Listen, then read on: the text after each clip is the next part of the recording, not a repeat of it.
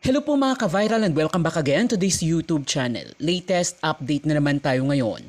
Kamakailan lamang nang nag-anunsyo si VP Sara Duterte sa isang media conference na tatakbo siya sa pagkapangulo sa darating na 2028 presidential elections na umani ng samut-saring reaksyon mula sa ating mga kababayan. Ayon sa mga political analyst, ay isa umano itong maling hakbang ng kampo ng mga Duterte dahil mas binigyan nila ng rason ang kaniyang mga kalaban upang madaliin ang kaniyang impeachment upang kung ma-convict nila ito sa Senado ay hindi na ito makakatakbo sa alinmang government positions at matatanggal pa ito sa pwesto. Dagdag pa dito ay mas lalong makakabuo ng malakas na grupo ang oposisyon upang tatalunin siya. Kahapon lamang ay nagkita si PBBM at Naga City Mayor at dating Vice Presidente na si Leni Robredo na umani ng positibong reaksyon mula sa mga supporters nila sa buong bansa. Kabaliktaran sa naging reaksyon ng kampo ng mga Duterte supporters na tila ayaw tanggapin ang nabubuong plano ni PBBM at Leni Robredo. Tila takot na silang magsasanib puwersa ang grupo ng Marcos loyalists at Pinklawan. Ang pagdeklara umano ni VP Sara ng pagtakbo nito sa pagkapangulo sa 2028 ay strategy umano nila ito upang babalaan at sindakin ang mga mambabata sa Kamara na buboto para sa impeachment nito. Kakailanganin kasi ng 105 o 1/3 ng mga boto mula sa ating mga kongresista upang maipasa ang impeachment sa Senado. Na ayon kay Representative Benny Abante ay madali lang makuha ang 1/3 na boto lalo na at maraming mga mababatas ang nais na masagot ng Vice Presidente ang paggamit nito ng confidential funds niya noong ito DepEd Secretary pa lamang. Mabibigat na mga kasong bribery, plunder, malversation, graft at iba pa ang napapaloob sa articles of impeachment. Dagdag pa dito ay ang kasong inciting to sedition at grave threat ng Vice Presidente laban sa Pangulo, unang ginang at dating Speaker of the House. Kahapon naglabas ng statement ang DOJ sa pamamagitan ni DOJ Miko Clavano na naipasa na ang resolution laban kay VP Sara sa pagbabanta nito sa Pangulo, unang ginang at dating Speaker of the House. Samantala, nagigipit na rin sa ngayon ang mga Duterte senators lalo na at meron din silang kinakaharap na malalaking mga kaso. May bali-balita na merong mga Duterte senators ang tila nagbabago ng isip na i-convict si VP Sara at bumoto na i-impeach siya. Dahilan ito sa nagigipita din sila dahil sa mga kasong kanilang kinakaharap. Sina Senator Villanueva, Senator Jinggoy at Escudero ay merong mga kasong na kinakaharap, mga kasong graft, malversation at plunder na maaaring lalabasan na ng arrest warrant ng Sandigan Bayan sa darating na mga araw. Ninenervyos na din sa ngayon sina Senator Bato de la Rosa at Senator Bongo dahil sa nakatakda na pag-aresto sa kanila ng ICC dahil kabilang sila sa 8 pinangalanan ng ICC na mga co-perpetrators ni FPRRD noong kampanya kontra droga. Na ayon sa Malacanang ay hindi silang tututol o handa silang sumunod sa ICC na isurrender ang mga may kaso sa ICC. Si Senator Marcoleta naman ay meron din kaso sa COMELEC. Nakatanggap ng matinding backlash dahil sa kanyang naging pahayag na tila kumakampi pa sa China hinggil sa teritoryo ng bansa. Ano bang bakit ganito ang nangyayari dito sa anti-corruption? Unang-una yung December hindi nangyari. Na may makukulong na mga big fish ang nakulong lang nung December si Diskaya eh. Tapos after December, after ng Christmas, may nakulong pero si Bong Revilla lang. Ngayon, patapos na ang February, wala pang kasunod. Kumbaga, ano bang nangyayari, Nald? Bakit? Ano bang assessment mo? Well, una ay pumasok kasi itong impeachment eh. Hindi lang ni Sara, kundi ng presidente. So, naging factor yan, tingin ko. No? Ikalawa, halimbawa sa Senado, hindi lang usapin ng impeachment. Kailangan kasi nila ng 16 votes eh. Yung majority, 15. At yung 15 na yon, marami ron, hindi naman anti-Sara. Diba? So, kanyan, negosasyon, quid pro quo, no? Horse trading, although walang aamin. No? Walang aamin. No?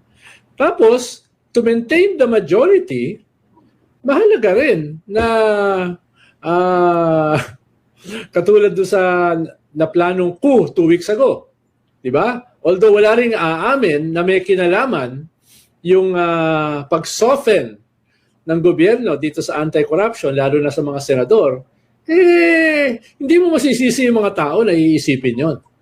Diba? Dahil una, ganghong-gangho ang gobyerno dito sa anti-corruption. Kahit isang congressman, wala namang nakasuhan at saka nakulong. So, what's happening? No? What's happening? No? Kayo na mismo nagsabi na sasampahan ng kaso. Ilan ba yun? 87?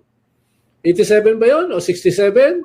At marami ron, mga kongresista at saka senador. Ano nangyari doon? No? Ano nangyari doon? Sabi ni Lacson, contractor 67. Oh. Alam ko may listahan ng at least isang dosena ng mga kongresista. No? Tapos yung mga kinanta nila Yusek Bernardo, yung ikinanta ni Bryce Hernandez, yung ikinanta ni Alcantara, etc. Panyo na mahigit 5 yun. No? Mahigit 5 ng mga senador. Present at saka ex-senators. Nasa na ngayon yun? Ba't tahimik na? Diba? Tapos wala ka na rin masyadong naririnig sa ombudsman. Tapos ang laki ng kwan dyan. Ang laki ng ingay before. No? So, tingin ko ay dahil nakaramdam sila na safe na sila sa destabilization, dahil nakaramdam sila na baka itong kakasuhan nila ay lalong mahati yung administrasyon dahil may impeachment na nakasalang at kailangan nila yung boto nito mga to. Diba? So, yung ganun ba? Yan yung mga variables na walang aamin. Walang aamin. At tingin ko nga, pag narinig nila tayong pinag-uusapan niyan, babanatan pa tayo Ano ba itong mga pinagsasabi ng Dos Amigos? No? Ano ba mga walang ganyan? Di ba? Pero alam naman natin, we weren't born yesterday, attorney. Di ba? Alam naman natin, in the real world, nangyayari at mangyayari yan. Kaya nga kanina pinapanood ko yung interview kay kay Alan Hirman, kasamahan mo sa 4 Alas. Pinapanood ko interview ni Karen Davila, pati si Karen Davila nabigla. Sabi ni political strategist Alan Hirman, mayroong mga speculations na may mga nangyayaring pakikipag-usap sa mga pro-Duterte senators o mga senators na allies ng Duterte regarding sa pag-convict kay Sara. Sabi ko inelaborate niya naman, sabi niya, kaya nga nabigla din si Karen Davila. Ano bang mo doon, Al? Anong masasabi mo doon? Alin doon, attorney? Yung sinabi ni Alan. Ni Alan, yung sa interview ni Karen. Marami siyang sinabi. Yung tungkol nga sa mayroong speculations na may mga senators na sa majority na work out na makuha ang support ng ng ilang pro-Duterte senators para sa impeachment ni Sara. Hindi kagulat-gulat 'yon. No? Dahil una, kahit yung majority ay manipis. Dahil alam mo naman, at least yung majority, meron dong Cayetano, meron dong Ejercito, meron dong 2 Bilyar, no? Meron dong Mig Subiri, meron dong Loren Legarda. So at least 6 doon. Hindi yung ganun kasolido. 'Di ba? So lalo na pagpasok ng impeachment. Kaya hindi ako magugulat na 2 stages yan. Una, i-consolidate mo yung majority. Ikalawa, ay dagdagan mo galing sa minority. Bakit ba sasama yung minority sa majority para sa impeachment? Paano ba sila makakakuha ng 16 votes? Diba? So, syempre, meron niyang quid pro quo.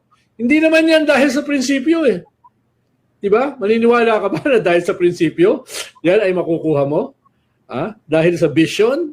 No? Dahil sa ideology? Of course not. No? What's in it for them? No? At para makasigurado, ay kailangan ma-consolidate yung majority, yung 15, kasama pa sa 15 si Pia Cayetano, na hindi bumoto do sa resolution ng majority, di ba? So kailangan makasigurado yung majority na makonsolidate nila sila at makakuha ng mga tatlo galing sa minority. Eh sino ba yung vulnerable sa minority para makuha nila? Siyempre, may mga kaso. Again, walang aamin yan. Pero ang malinaw ngayon, napakatahimik ni Cheese, napakatahimik ni Jinggoy, ano? Kahit si Joel na dating ang ingay-ingay, biglang tahimik, ano? Grabe talagang arogansya nito ni Marcoleta. Saan ba kinukuha nito ni Marcoleta ang arogansya niya? Ay, grabe mga kabunyog, mga kababayan. Hindi man lang na mga kabunyog, mga kababayan. Hindi man lang wala man lang pagdadalawang isip sa mga sasabihin niya. Alam nyo, ang pinakamatindi niyang statement ngayon, ito. Sabi ni Marcoleta, ngayon ko lang napag-isip-isip, pagka ang mga mali nanggagaling sa Senado at saka nanggagaling sa mga dating justice ng Korte Suprema, napakahirap palang ituwid ang mali. Yung mali ni Justice Carpio, tinutuwid ko. Yung mali ni Senator Ping, tinutuwid ko. Yung mali ni Tariela, tinutuwid ko. O sinabi niya ito February 20, 2026. Grabe, ano? Grabe, mga kabunyog, mga kababayan. Ganun ka katindi, sasabihin mo ng ganun, na yung mali daw ni Justice Carpio, tinutuwid niya. Yung mali daw ni Tariela, tinutuwid niya. Yung mali daw ni Senador Ping Lacson, tinutuwid niya raw. Grabe daw ang hirap ng ginagawa niya. Opo. Marami maniniwala. Napakahirap palang ituwid ang mali. Ay, opo. Sa dami ng nais kong ituwid ngayon, yung tinatanong nyo sa akin na yun, hindi ko na pinag-iisipan eh. Ang gusto ko munang gawin ngayon, ituwid ko lahat ang mga maling ito. Hirap na hirap ako eh. So yan ang pinagkakabalahan nyo Oo. ngayon, Sen, ano? Yung mali ni Justice Carpio, tinutuwid ko. Oho. Yung mali ni Senator Ping, tinutuwid ko. Yung mali ni Tariela, tinutuwid ko. Yung mali ni Batong Bakal, tinutuwid ko. Ibahagi ng kamali ang sinasabi ni Senator Tol, tinutuwid ko. Oho. Napakarami kong itutuwid ngayon at hindi ko alam kung kailan ako matatapos. Dito ngayon ako abalang-abala. Mga kabunyog, ay grabe tong si Marcoleta. Ano ba to? Samantalang, kahihiya na nga ang mga nangyari sa kanya nitong nakaraang mga araw. Halos lahat ng sabihin niya mali. Siya ang mali. Tapos siya pa ang may ganang magsabi na tinutuwid niya raw yung mga mali. Tinutuwid niya raw yung mali na sinabi ni Tariela. Siya na nga yung paulit-ulit na nagsasabi, si Marcoleta, na wala namang West Philippine Sea. Invention lang daw natin yan. Ang pinapatamaan niya niyan si Tariela. Paulit-ulit niyan si Marcoleta. Ay ngayon, dinurog na siya sa ganyang issue eh. Pinakita na yan nila Professor J. Batong Bakal, nila Commodore J. Tariela. Ang NAMREA ngayon, naglabas na ng mapa. Yung administrative map ng Pilipinas, nakalagay doon. West Philippine Sea nakalagay. O paano niya ngayon sasabihin na mali sila Commodore J. Tariela, sila Professor J. Batong Bakal? At hindi totoo na wala yan sa mapa at walang West Philippine Sea. Sa ating yung ating Philippine Baselines, Maritime Baselines Act, yung inakda ni dating Senador Francis Tolentino, 2024 lang yan, Philippine Maritime Baselines Act. Linakalagay doon ang West Philippine Sea sa batas na yan. Dinidefine doon ano ang West Philippine Sea at alin ito. Sinabi dyan sa batas na yan, na naging batas nitong 2024 na ang West Philippine Sea ay binubuo ng ating exclusive economic zone at yung Kalayaan Island Group. Ganun ang malinaw yan. Paano niya sasabihin na wala? Saan daw ba makikita yung West Philippine Sea? Saang batas? Mayroon. At mayroon daw ba sa mapa niyan? Mayroon, sabi ng NAMRIA. Pinakita na ng NAMRIA. Kumakalat na yan sa social media. O paano niya ngayon sinasabing itinuwid niya ang mali ni Tariela or ni Professor J. Batong Bakal? Si Carpio, inaakusa niya, sabi niya kakasuhan niya ng treason. Sinabihan siya ni Justice Carpio. Ang treason sa first year law student, malinaw na yan ay nakukumit kapag may gera. Sa peacetime, walang treason. Napahiya siya. Anong ginawa ni Marcoleta? Sabi ni Marcoleta, hindi ko na siya kakasuhan ng treason. Ipopronounce ko na, guilty siya ng treason. Napahiya na eh. Mga kabunyog, hinahamon niya ng debate si Professor J. Batong Bakal, Commodore J. Tariela, si Justice Carpio. Anong sabi ni Commodore J. Tariela at saka Professor J. Batong? Ayaw namin makidebate dyan. Bakit naman pagdidebatehan yan? Mga settled naman na doctrines yan. Mga settled na bagay yan. Na ang West Philippine Sea, settled na yan na bagay. Exclusive Economic Zone, Kalayaan Island Group, settled na yan. Bakit magdidebate pa? Kaya ayaw nila. Ayaw nilang makipagdebate kay Commodore, kay Marcoleta. Pero si Justice Carpio, sabi niya, sige, pagbibigyan ko para i-educate si Marcoleta. Pero sabi ni Justice Carpio, dalawa lang yung pagdebatehan. Yung unang sinabi ni Marcoleta na walang West Philippine Sea. Hindi totoo yan. Invention lang natin yan. Sabi ni Justice Carpio, siya, papanindigan niya, mayroon. Mayroon legally, mayroon West Philippine Sea. Yung pangalawang sinabi ni Marcoleta na pwede nang i-give up ang Kalayaan Island Group dahil nasa labas naman yan ng ating EEZ. Sabi ni Justice Carpio, okay, debatehan natin yan. Na part pa rin ng Philippine territory ang Kalayaan Island Group kahit nasa labas ng EEZ. Ang ginawa ni Marcoleta, umayaw. Mayroon na sanang mag-host ng debate, yung Philippine Bar Association. Anong sabi ni Marcoleta? Hindi, dapat ang debate walang limit. Pwede ba yun? Mga lawyer, justice ng Korte Suprema, si Justice Carpio, dating justice, tapos siya senador. Magdidebate kayo para kayong nagdidebating mga tambay sa kanto, lasinggo, debating lasinggo. Siyempre, kailangan professional na debate. Mayroong limit, mayroong limitation ang debate. Yung issues na pagdidebatehan, may limit. Tapos ngayon, sasabihin niya yung ganon, ang tindi naman ito ni Marcoleta. Sasabihin niya, tinutuwid niya ang mali ni Carpio. Tinutuwid niya ang mali ni Tariela. Tinutuwid niya ang mali ni Senador Ping Lacson. Kaya si Senador Ping Lacson sa kanya, talagang matindi ang sa kanya ni Senador Ping Lacson eh. Kasi nasusubra na itong si Marcoleta. Grabing arogansya. Akala mo siya talaga ay laging tama. Kaya yan mga kabunyog, mga kababayan. Pero nabasa ko itong huling post niya, grabe. Imaginin mo, sabihin niya yung ganun. Tinutuwid niya ang mali ni Justice Carpio. Tinutuwid niya ang mali ni Tariela. Tinutuwid niya ang mali ni Senador Pingla. At napakahirap daw ng ginagawa niya. Ang hirap daw magtuwid ng mga mali. Ay, matindi mga kabunyog, mga kababayan. To government function. It tells us who our people are, the age mix of our population, gender, geographic location, civil status, buhay pa ba o patay na, at etc. But it seems these information are not utilized properly by the agencies, which lead to inefficiency in the delivery of government service. The same problem in data sharing and inefficient data processing. For the longest time, I have been asking regarding the cross-matching of the data being received by the Bureau of Immigration. And as an archipelago, kulang tayo sa pag-investigate at pag-gather ng information sa ating mga seaports. Ang dami mga dredging sites na nag-operate with Chinese nationals on board. Ano ang water asset at personnel na meron ang immigrations so that we can protect our maritime security? Ang dami ng mga nakakatakas na kriminal at nakakalabas na biktima ng human trafficking sa pamagitan ng backdoor.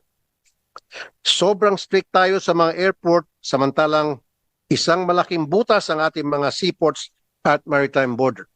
And finally, data is also essential in anti-ticket scalping, tulad na nabanggit nga kanina ni Mr. Chair. Scalping can be prevented if ticket sales could be on a 1:1 basis, which could tag a ticket to the identity of the buyer or ticket user. I hope these concerns could be addressed in this hearing. I will reserve my questions for later. Thank you, Mr. Chair. Maraming salamat, Senator Raffy Tulfo. We can now proceed. We will adjust the hearing agenda. Unahin na natin dahil nandito yung head ng agency, si Commissioner Joel Viado. We will hear the measures on the Philippine Immigration Act of 1940 and the Philippine modernization, the modernization of the Bureau of Immigration. We now give the floor to the Commissioner. Do you have an opening statement? And, well, your position paper on the measures pertaining to the modernization of the Bureau of Immigration. You have the floor, Commissioner. Thank you, Mr. Chairman. Thank you, Senator Raffy Tulfo. We have an opening statement, Mr. Chairman. And previously, we submitted to your honorable office our position paper on the pending bills at hand. If I may, with your permission. Please proceed.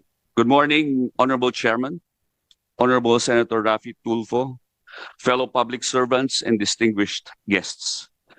The Bureau of Immigration is principally responsible for the administration and enforcement of immigration, citizenship, alien admission, and registration laws pursuant to the Philippine Immigration Act of 1940, otherwise known as Commonwealth Act number 613 as amended.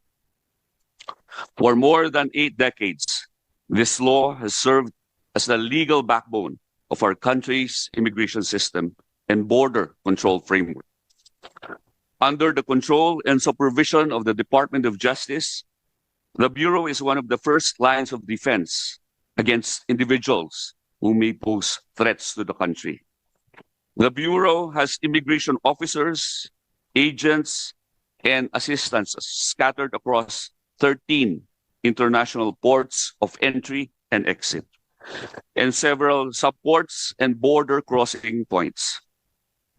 We also man 65 alien control offices scattered all over the country.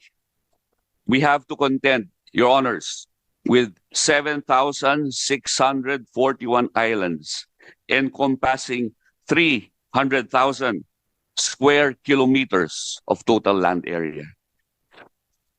The exclusive economic zone of 2.2 million square kilometers, of which coastal and municipal waters comprise 266,000 square kilometers.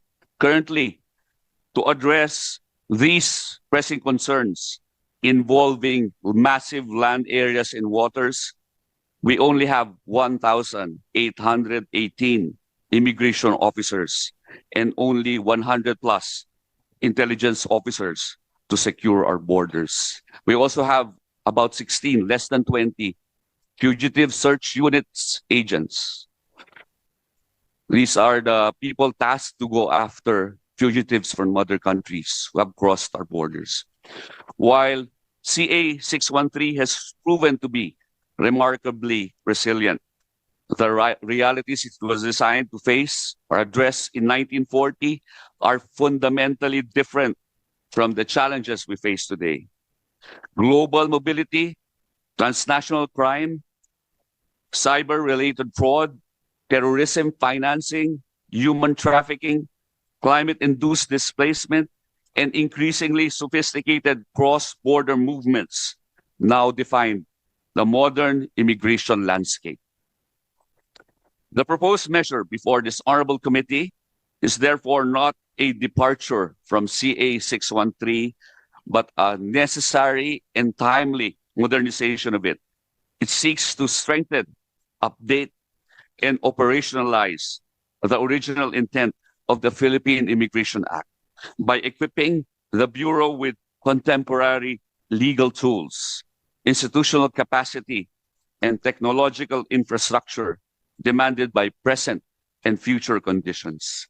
It is a modernization law that strengthens, clarifies, and operationalizes the original intent of the Philippine Immigration Act while addressing years of fragmented practices, interpretative ambiguities, and extra statutory arrangements that have gradually diluted the Bureau's core authorities. If I may, Your Honor, the salient features of the proposed measures. First is maintain organizational scope.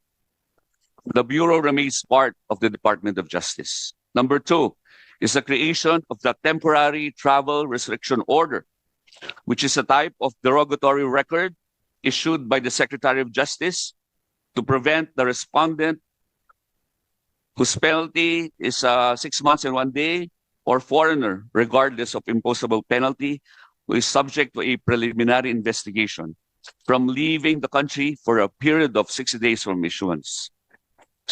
Next is the increased powers of the Board of Special Inquiry. These are the court